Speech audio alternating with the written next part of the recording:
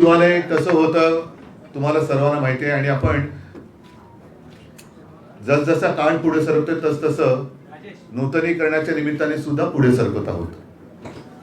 आज सुरुवातच मी पत्रकारांशी संवाद साधून करायचं ठरवलं. मुद्दे म्हटले तर अनेक आहेत. काही मुद्द्यांना स्पर्श करता येईल, काही मुद्दे हे नंतर जाहीर सभांमधनं मी मांडेन. नुकत्याच झालेल्या 4-5 राज्यांच्या निवडणुका आहेत, त्याच्यात लागलेले निकाल आहेत.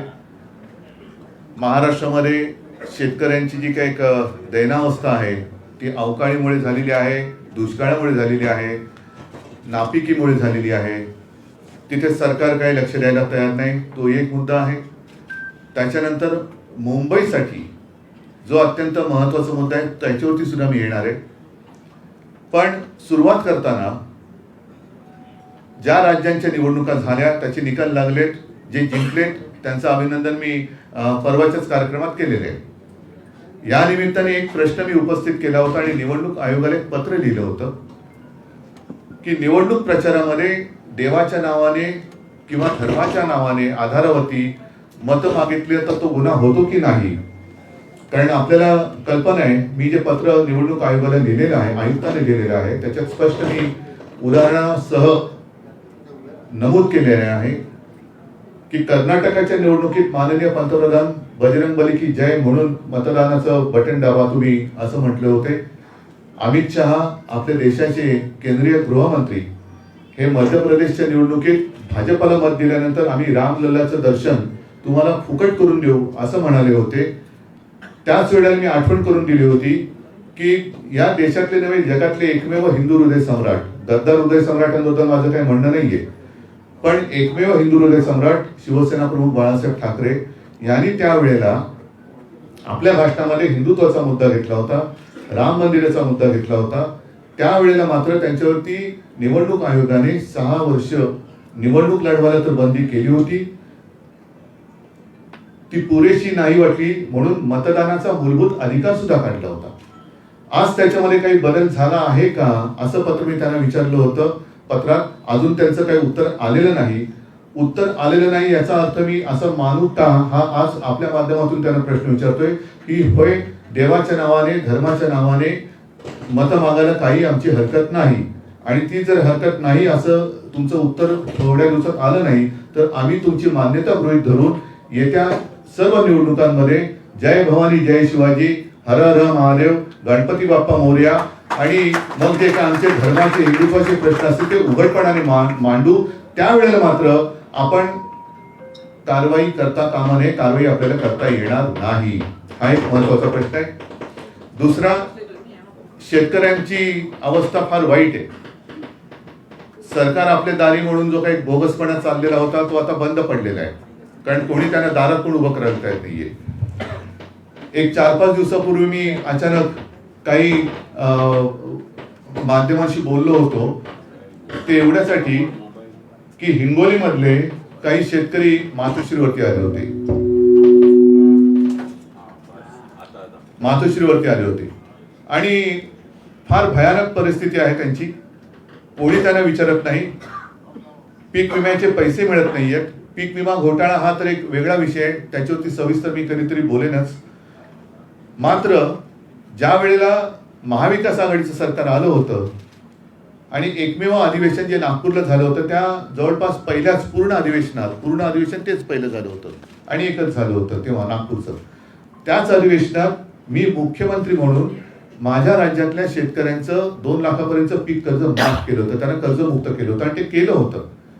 त्यानंतर मात्र ज्या ज्या नैसर्गिक आपत्त्या आल्या त्याही वेळेला आम्ही मदत केली होती. अगदी NDRF SDRFच्या निकषा पलीकडे जाऊन मदत केली होती. म्हणून शेतकरी हा त्या संकटात सुद्धा तग धरून होता. एवढंच नव्हे तर करोना काळच्या संकटात आपली अर्थव्यवस्था जी तारली होती ती या शेतकऱ्यांनी तारून धरली होती. आता मात्र संकटामागून संकट येत आहेत. या सरकारचा उल्लेख मी दुष्काळात 13वा महिना आधी असा केलेलाच आहे. कर्ज डोक्यावरती वाढते, बँकांचे तगादे मागे लागलेले आहेत, विमा कंपन्यांची दारं ठोठावली तरी उघडली जात नाहीयेत, फोन उचलले जात नाहीत. म्हणून एकतर आता ही सगळी थोतांड नाटकं बंद करा आणि जशी आम्ही कर्जमुक्ती केली होती तशी सर्व शेतकऱ्यांची कर्जमुक्ती पुन्हा एकदा लवकरात लवकर करा. कारण निवडणुका तोंडावरती आहेत. घोषणा करून एक भूलभुलैया करू नका, कारण गॅसचे भाव जसे निवडणुकीच्या आधी कमी केले होते आणि निवडणुकीचं मतदान झाल्याबरोबर ते वाढवले होते. अवकाळीचा फटका आहे, त्याच्यात पंचनामे सुरू झाले असं मला काही दिसत नाही कुठे. म्हणून मी सर्व शिवसैनिकांना आणि जिल्हा प्रमुखांना सूचना दिलेल्याच आहेत. त्याच्याप्रमाणे काल नाशिकमध्ये फार छान मोठा मोर्चा जाब विचारण्यासाठी पार पडलाय. मी महाराष्ट्रातल्या सर्व माझ्या जिल्हा प्रमुखांना आणि पदाधिकाऱ्यांना पुन्हा एकदा सांगतोय, जिथे जिथे शेतकरी संकटात आहे तिथे त्यांच्या सोबत जिल्हाधिकारी कार्यालयावरती मोर्चाने जा आणि जाब विचारा की तुम्ही पंचनामे कधी करणार आहात, विमा कंपन्यांना विचारा तुम्ही आमची नुकसान भरपाई कधी देणार आहात, सरकारला विचारा तुम्ही कर्जमुक्ती करणार आहात की नाही. हे सगळे प्रश्न आता ऐरणीवरती घेऊन ते मांडावेच लागतील आणि सोडवावे लागतील. हे राज्याचे सगळे विषय आहेतच. ते झाल्यानंतर मी जो मुंबईचा मोठा प्रश्न आता उद्भवणार आहे येत्या काही वर्षात तो आहे धारावीचा. कारण धारावीचा विकास झालाच पाहिजे. पहिल्या प्रथम आमची मागणी आहेच की धारावीमध्ये जेवढे जण राहत आहेत त्यांच्या घरातल्या उद्योगांसह त्यांना तिथल्या तिथे त्यांचं पुनर्वसन झालंच पाहिजे. ही शिवसेनेची आग्रही मागणी आहेच.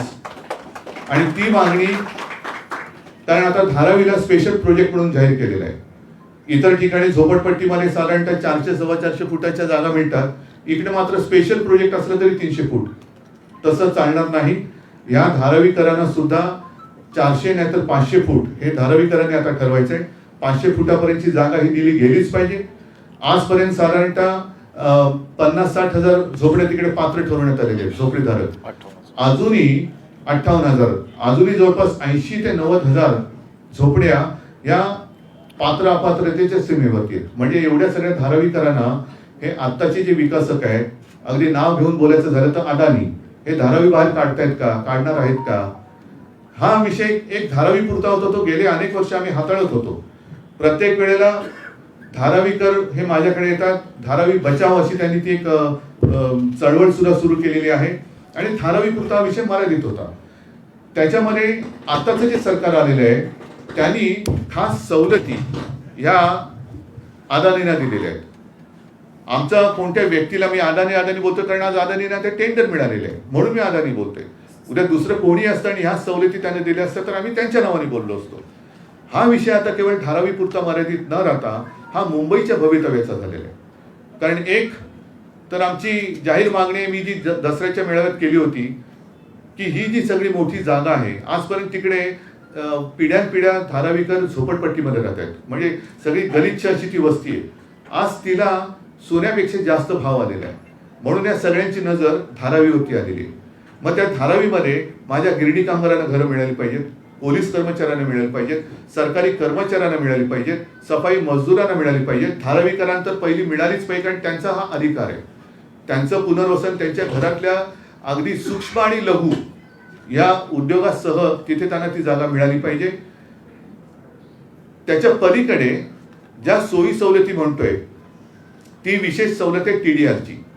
तिथे जो काही निर्माण होणारा TDR आहे तो मुंबईभर वापरण्याची मुभा देण्यात येते. मुंबईभर वापरण्यात येत असताना एक तर TDRची बँक केली जाणार आहे. त्याच्यात साधारणतः हा एक लेख परवा लोकसत्तेमध्ये आला होता, धारावीच्या TDRचा तिढा. हा वाचण्यासारखा आहे मुद्दामून. त्याच्यात त्यांनी व्यवस्थित दिलेलं आहे की इतर विकासकांना सुद्धा पहिल्या प्रथम TDR जर वापरायचं असेल तर 40% अट ही टाकली की तुम्ही अदानीकडनंच तो TDR घेतला पाहिजे. मग ही जर TDRची सक्ती तुम्ही करणार असाल तर माझं मत आहे की ती अदानीला का देता, सरकारने एक कंपनी स्थापन करावी. जसं BDD चाळीचा विकास हा म्हाडा करते आहे तसं धारावीचा विकास हा सरकारने करावा आणि बँक म्हटल्यानंतर तिचा ताबा हा सरकारकडे असायला पाहिजे. TDR विकत घ्यायचा असेल आणि ती सक्तीची होणार असेल मागणी तर हा TDR सरकारकडनं विकत घेतला जायला पाहिजे. कारण नाहीतर आजपर्यंत त्याला एक ते इंडेक्सेशन हा एक शब्द होता, तो कोणाच्या काळात काढला वगैरे हा एक भाग असू शकेल. पण आता मात्र धारावीचा TDR धारावीच्या दराने कुठेही वापरता येईल. म्हणजे काही ठिकाणी स्वस्त होईल, काही ठिकाणी महाग होईल. पण म्हणजे असा की बाकीच्यांकडे शिल्लक असलेला TDR हा कोल्ड स्टोरेजमध्ये जाईल आणि पहिल्या प्रथम अदानींचं भलं कसं होईल ह्याचा विचार याच्यात केला गेला. हे आम्हाला मंजूर नाहीये. जर TDR बँक करणार असाल तर ती सरकारचीच असायला पाहिजे. एक तर TDR कोणत्या आधारावरती तुम्ही गृहीत धरलेलं आहे त्याचं काही नाही, कारण अजून धारावीमध्ये सर्वेच झालेला नाहीये. त्याच्यामुळे TDR किती तुम्ही वापरणार, किती निर्माण करणार, आणि या TDRचा दुरुपयोग जसं एअरपोर्ट अथॉरिटीच्या जागांमध्ये तिथल्या विकासकांनी केला आणि असं तुरुंगात आहे तसा झाला तर हे महाशय तुरुंगात जाणार आहेत का? त्यांना टाकण्याची हिंमत तुमच्यात आहे का? त्याच्यामुळे पहिल्या प्रथम एक तर सर्वे झाला पाहिजे व्यवस्थित, तो सुद्धा धारावीकरांना कुठे धाकदपटच्या पैशाच्या दमदाटीच्या जोरावर झालं तर शिवसेना हा सर्वे हाणून पाडेल. कुठेही दमदाटी चालणार नाही. आणि तिथल्या धारावीकरांचं परत एकदा सांगतो, पुनर्वसन तिथल्या तिथेच झालं पाहिजे. त्याच्यामध्ये आता माहीम निसर्ग उद्यान तुम्ही धरलंय का, खाडी धरले का, रस्ते धरलेत का, या सगळ्या हो या गोष्टी धरल्यात का याचं स्पष्ट पाहिजे. दुसऱ्या या लेखामध्ये एक महत्वाचा मुद्दा आहे की साधारणतः असे प्रोजेक्ट करताना सजेशन ऑब्जेक्शन हे जनतेकडनं घेतलं जातं. त्या घेण्याच्या आधी सरकारने हमी दिली की आम्ही सगळे तुम्हाला करून देऊ. हे सरकारने कोणत्या आधारावरती केलं?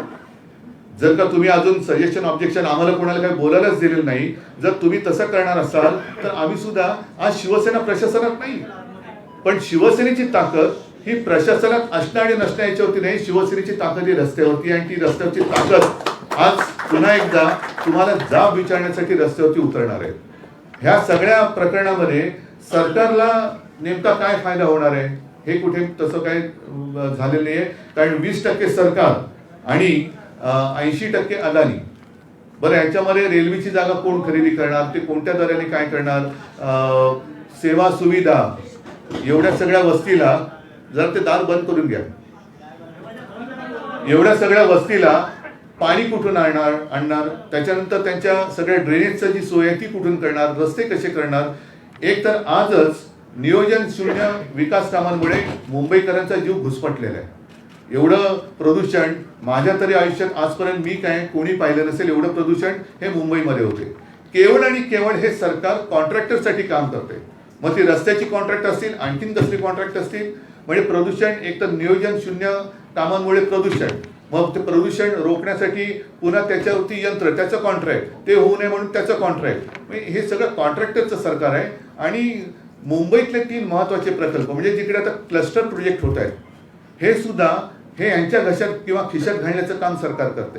ह्याच्यामधले 3 जे मोठे प्रकल्प माझ्या कानावरती आले ते म्हणजे अभ्युदय नगर, त्याच्यानंतर आदर्श नगर आणि वांद्रा रेक्लेमेशन. याचा पुनर्विकास हा सुद्धा अदानींना देण्यात येण्याचं घाटतंय. म्हणजे सगळं काही पूर्वी एक आपण म्हणायचं वाक्प्रचार, तसं भूमी गोपाल की, तसं मुंबई अदानी की. ही मुंबई मराठी माणसाने 1960 साली रक्त सांडून बलिदान देऊन मिळवलेली आहे. ही आम्हाला कोणी आंदण दिलेली नाही आणि आम्ही ती कोणालाही आंदण देऊ देणार नाही. आणि याकरता सरकारला जाब विचारण्यासाठी, अदानीने सुद्धा स्पष्टीकरण विचारण्यासाठी येत्या 16 तारखेला शिवसेनेचा प्रचंड मोर्चा हा धारावीतून अदानींच्या ऑफिसवरती जाईल. कारण हे कोणीतरी बोललं पाहिजे, कोणीतरी विचारलं पाहिजे.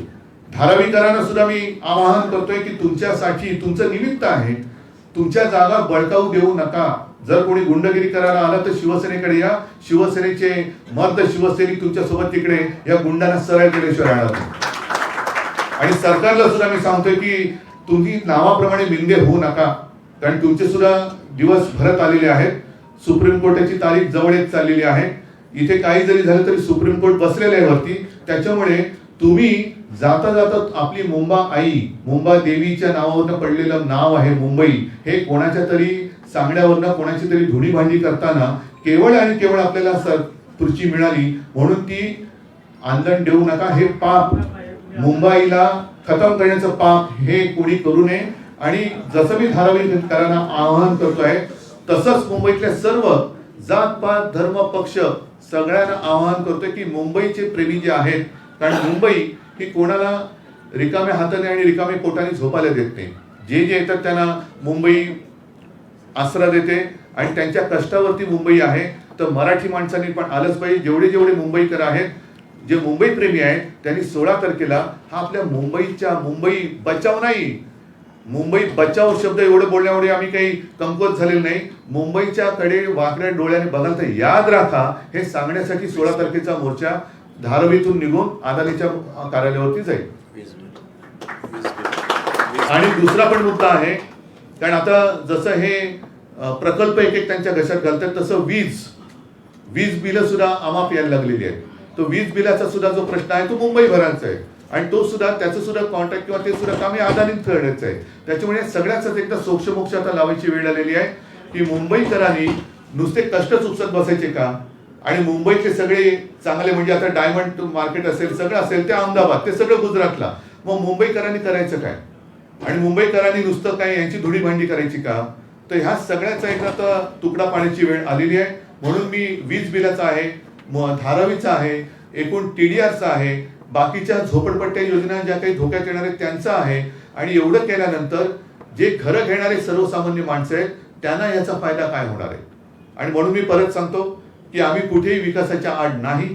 आम्ही विकासाच्या आड असतो तर शिवसेनेकडे मुंबई असताना जो विकास आम्ही केला तो झालाच नसता. कोस्टल रोड हे आमचं स्वप्न हे येत्या 1-2 वर्षात आता पूर्ण होईल. असे मुंबईतले आम्ही जलबोगदे केलेले आहेत, अनेक रस्ते केले आहेत, उड्डाण पूल केलेले आहेत, बऱ्याच गोष्टी केलेल्या आहेत. करोना काळात मुंबई आणि धारावी मॉडेल हे सगळ्या जगात त्याची वाहवा झाली. धारावी मॉडेल त्यावेळेला हे कुठेही नव्हते. म्हणजे धारावी जेव्हा अडचणीत होते, धारावीतली लोक जागतायत की मरतायत अशा अवस्थेत असताना हे विकासक वगैरे कोणी मदतीला आलेले नव्हते. आज सगळं मैदान साफ झालंय असं त्यांना वाटत असेल तर तसं झालेलं नाही. शिवसेना तुम्ही किती फोडायचा प्रयत्न केला, तिला प्रशासनातून बाजूला काढायचा प्रयत्न केला, कशाला.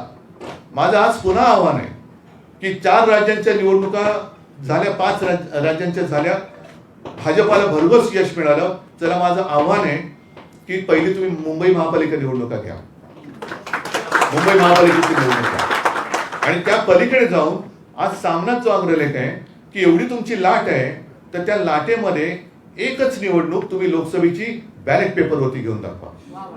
बॅलेट पेपरवरती म्हणजे आमच्याही मनामध्ये शंका नको. कारण आता सगळं वातावरण विरोधात असताना मध्ये सगळे जे काही एक्झिट पोल आणि काय सगळे पोल बिल येत होते ते उलटे पालटे करणारे निकाल लागतात. हे कसं घडलं हे मतदाराला हा प्रश्न पडत असेल तर ती शंका दूर करायला एकच निवडणूक, जर दम असेल तर बॅलेट पेपरवरती घ्या.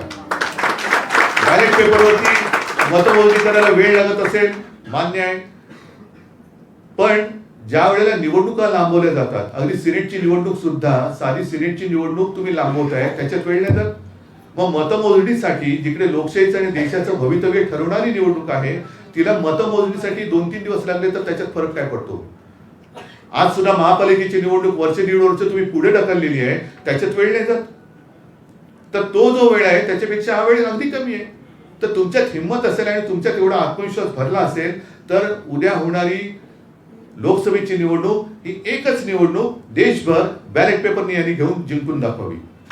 आणि नाही तर पहिली मुंबई महापालिकेची निवडणूक यांनी बॅलेट पेपरवरती घेऊन दाखवावी. असो, हे सगळे प्रश्न आहेत, पण हा विषय जेव्हा मुंबईकरांच्या गळ्याशी आलेला आहे तेव्हा हा फास तोडण्याचं काम शिवसेना केल्याशिवाय राहणार नाही. आणि परत सांगतो, शिवसेना कुठे प्रशासनात नाही म्हणून आता मोकळं राहणार असं ज्यांना वाटत असेल त्यांना वटणीवर आणण्यासाठी 16 तारखेला धारावीतून अदानींच्या ऑफिसवरती शिवसेनेचा विराट मोर्चा धडकणार आहे.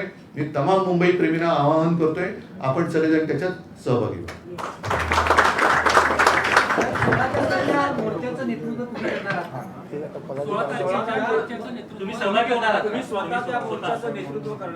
नाही तर तुम्ही करताय, मी माझी हरकत नाही. तुम्ही करणार असाल तर तुम्ही करा, मुंबई प्रेमींनी करावं, मी तर करणारच आहे. या मोर्चाचं नेतृत्व मी करणार, पण तुमची तयारी असेल तुम्ही करत असाल तुम्ही जरूर करा. वेळ किती झाली? 3. हा, 16 तारखेला दुपारी 3 वाजता धारावीतून हा मोर्चा निघेल. माझ्या आव्हानामध्ये मी तमाम मुंबई प्रेमींना आवाहन केलेले आहे. त्याच्यात जात पात धर्म पक्ष सगळ्यांना सांगितलेलं आहे.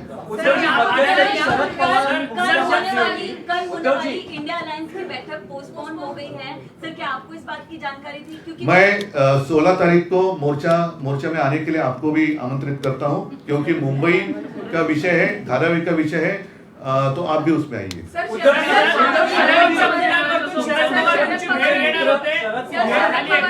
अदानींच्या बाजूने भूमिका दिसते आहे आणि मध्यंतरी त्यांनी असं म्हटलं होतं की अदानी धारावी विकास प्रकल्पाबाबतीत उद्धव ठाकरेंचे जर काही मतभेद किंवा गैरसमज असतील तर ते मी भेटून दूर करेन.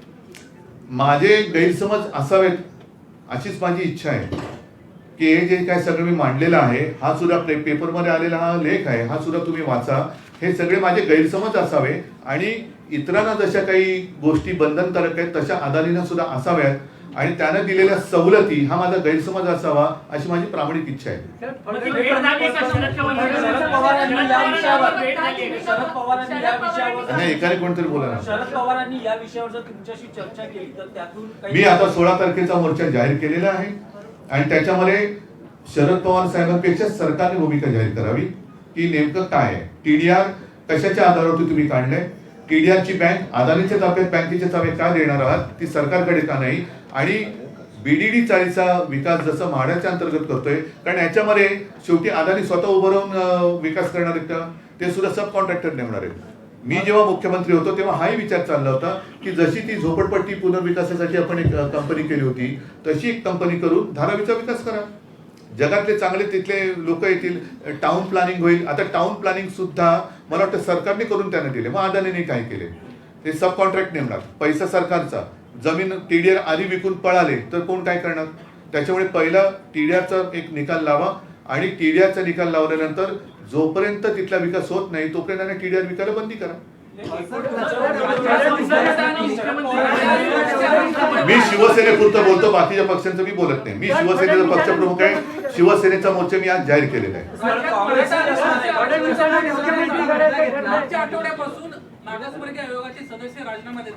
मला असं वाटतं की ते सगळे विषय आज मी ह्याच्यात गुंतागुंत करत नाही.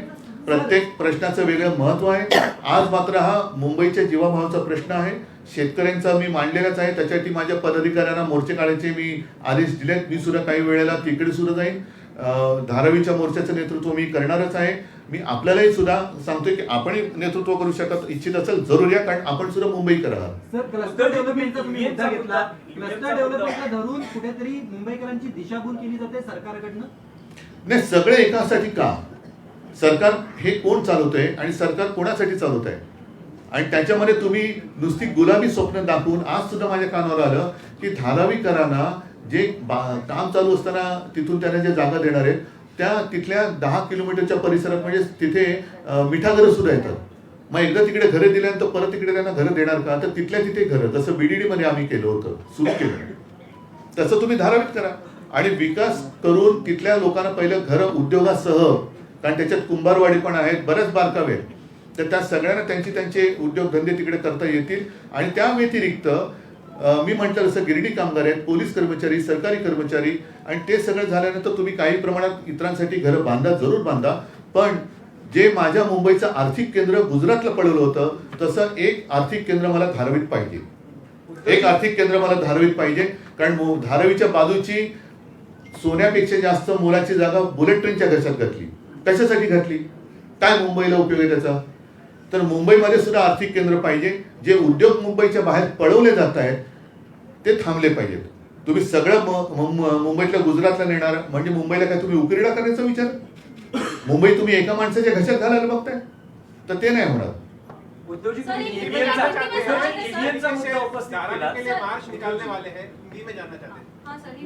मैंने जैसे कहा कि सारी बातें सिर्फ अदानी के लिए की जा रही है ऐसे लग रहा है.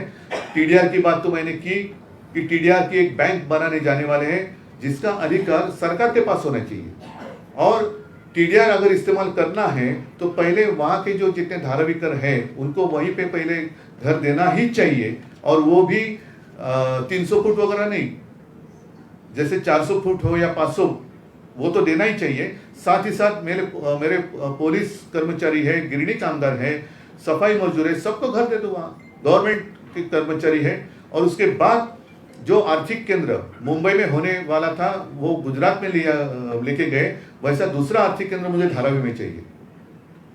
मुंबई कोई किसी की बर्तन मांजने वाली कोई कंपनी नहीं है. मुंबई देश को संभालती है. आज तक जितना रेवेन्यू सेंटर में जाता है माना जाता है 35 से ज़्यादा % अकेली मुंबई देती है. तो इसलिए मुंबई को आर्थिक राजधानी कहते हैं. तो वो शायद कुछ लोगों के पेट में दर्द होता है कि अरे मुंबई क्यों, हमारा गांव होना चाहिए. करो ना, अपना गांव का विकास करो, लेकिन इसका मतलब ये नहीं कि मुंबई को खत्म करो, हम नहीं होने देंगे. इलेक्शन कमीशन को जो आपने पत्र लिखा था धन को लेकर, इलेक्शन कमीशन को जो आपने पत्र लिखा था धन को लेकर जो वोट हो रही है, आज तक इसका कोई उत्तर आया नहीं। शायद 20-25 दिन तो हुए, चुनाव के पहले मैंने लिखा था और थोड़े दिन मैं इंतजार करूंगा, एक बार शायद और पत्र लिख लूंगा, लेकिन इलेक्शन कमीशन से कोई जवाब नहीं आया तो मैं मान लूंगा कि अब मैं भी आगे आने वाले चुनाव में जय शिवाजी जय भवानी हर हर महादेव गणपति बप्पा मोरया हिंदुत्व का प्रचार कर कर अगर वोट मांगू तो वो अपराध नहीं होगा। सर एक चौंकाने वाला रिपोर्ट सामने आया है नेशनल क्राइम रिकॉर्ड ब्यूरो का, जिसमें बताया गया है 2022 में सबसे ज्यादा जो अपराध महिलाओं के प्रति हुए हैं वो मुंबई शहर दूसरा है और महाराष्ट्र राज्य दूसरा है। और अगर पहले की बात करें तो उत्तर प्रदेश राज्य पहला है और पहला शहर दिल्ली है। तो 2022 में 6000 से अधिक अपराध महिलाओं के खिलाफ हुए हैं मुंबई शहर में। क्या कहना चाहेंगे इसे लेकर? और क्या कहना चाहिए, कहने की जरूरत ही नहीं है। मैंने उस वक्त कहा था, मराठी मध्ये बोललो होतो की सरकार चालवायला नालायक आहे। दूसरा शब्द क्या है मुझे बताओ।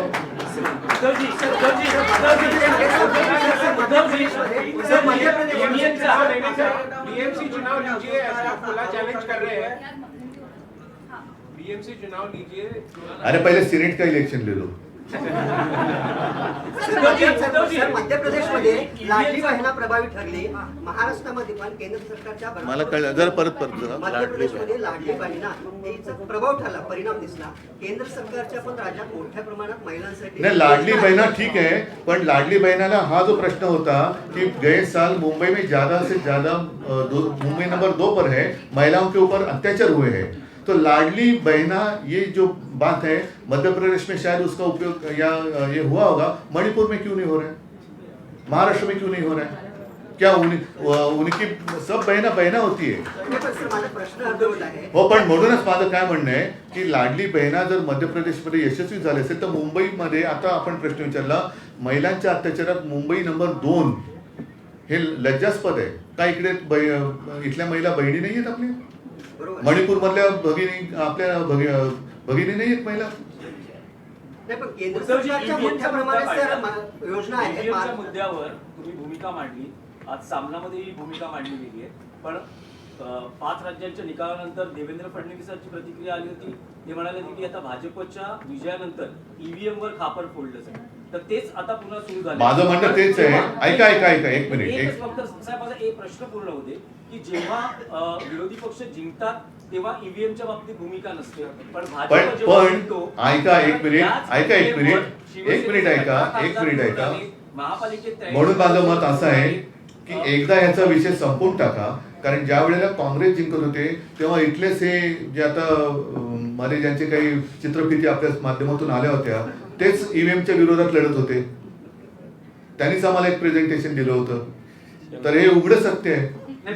त्याच्यामुळे त्याच्याबद्दलची शासनकथा, माझं उलट मी देवेंद्रजींच्या बाजूने बोलतोय की तुमची लाट आहे हे आणि ईव्हीएमचा संशय खोटा आहे, तो खोटा ठरवण्यासाठी एकदा बॅलेट पेपरवरती निवडणुका घ्या, म्हणजे विषय संपून